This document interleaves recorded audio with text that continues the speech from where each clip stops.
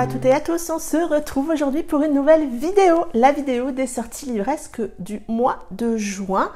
Et ce mois-ci, la liste est toute petite. Ouais.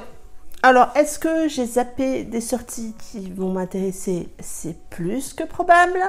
Est-ce que je me suis mal organisée? C'est possible.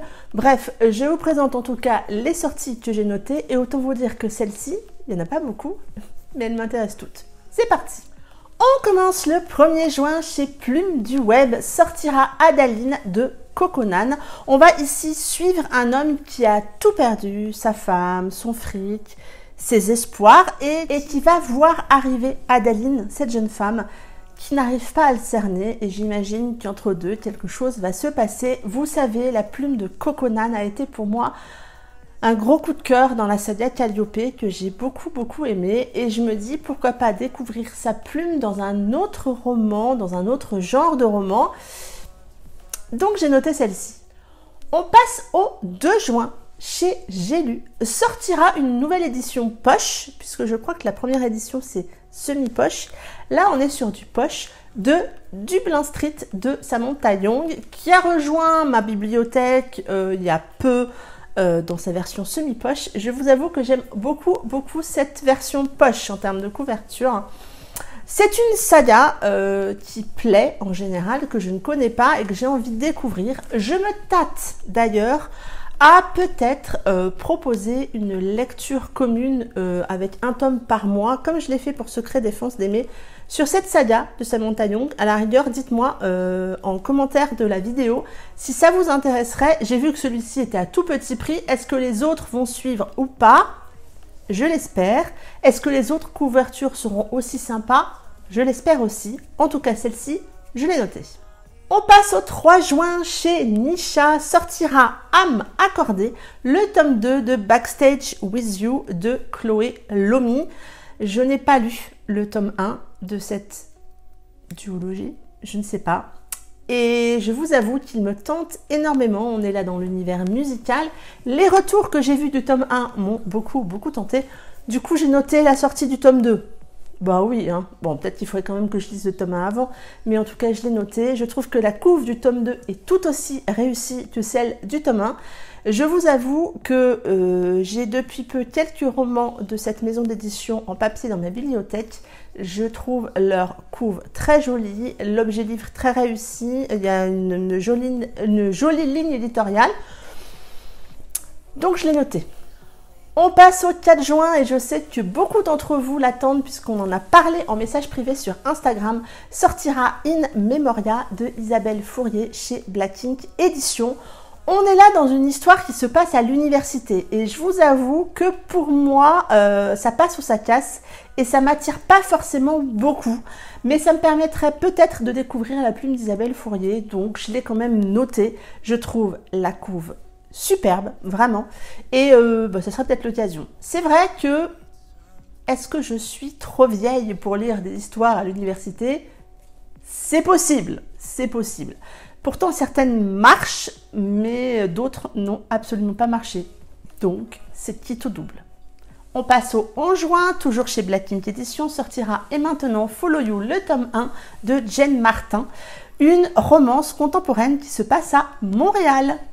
Est-ce qu'on va pouvoir avoir un peu l'accent du Canada ou québécois dans cette romance? Je ne sais pas. On est là avec une romance entre un musicien et une infirmière. Donc, bon, je l'ai noté. C'est vrai que je me dis pourquoi pas. Ça sera une duologie et je crois que le tome 2 sort le mois suivant ou le mois d'après. Mais je l'ai noté. Mon cœur balance. On passe au 17 juin. Chez Hugo Roman sortira Try Baby de Lou Marceau. Un roman qui me fait très envie. On va retrouver Svetlana qu'on avait vu un tout petit peu dans le roman de Romy. On est là sur une histoire entre Tadzio qui est une star internationale de rock et donc Svetlana qui est chirurgienne. Ils vont être amenés à se côtoyer parce que Svetlana va être la seule à pouvoir soigner le père de Tadzio. Ils ne se supportent absolument pas, donc je pense qu'on va être sur un schéma enemies to lover. C'est en tout cas ce que le résumé laisse présumer. Vous le savez, j'aime beaucoup La Plume de Lou Marceau. Je me fais une joie de découvrir ce nouveau roman. Je reviens vous en parler très bientôt. On passe au 18 juin et on revient chez Black Ink Édition. Sortira Wild Road Trip de Maria J et Kemeya B, un romance MM écrit à 4 mains. Je pense que celui-ci est un peu atypique. On va suivre donc un road trip entre un ex-flic qui s'est reconverti dans la sculpture et une ex-star de la scène musicale devenue tôlard en cavale. Autant vous dire que je pense que ça va être très mouvementé, ce road trip.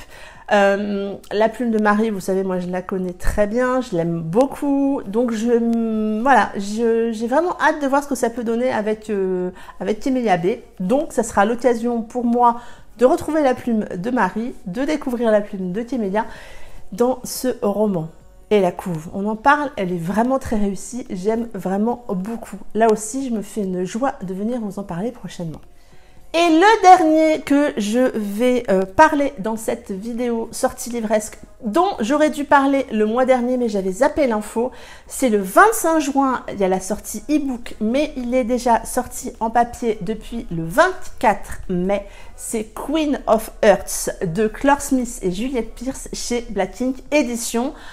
Un spin-off de Sinner Love. Vous savez que Sinner Love a été un très gros coup de cœur. Et dans Sinner Love, nous avons Darrow, mais nous avons aussi Ephraim, son meilleur ami.